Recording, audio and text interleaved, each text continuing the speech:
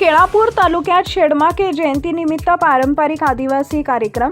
यवतमाळ तालुक्यातील वाई गावात आदिवासी क्रांतिकारक वीर शहीद बापूराव शेडमाके यांची 182वी जयंती 12 मार्च रोजी पारंपरिक पद्धतीने आणि उत्साहात साजरी करण्यात आली।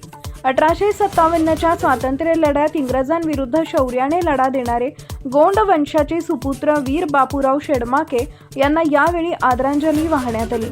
गोंडी परंपरेनुसार त्यांच्या प्रतिमेचं पूजन करून फुलांचा हार अर्पण करण्यात आला। पेरसा पेन सुमारन तसेच रेलापाटाच्या माध्यमातून त्यांच्या कार्याची आठवण काढण्यात आली। बापूराव शेडमाके अमर रहे अशा घोषणांनी परिसर दुमदुमून गेला। यावेळी रॅली व सांस्कृतिक कार्यक्रमाद्वारे त्यांच्या शौर्यगाथा मांडण्यात आल्या।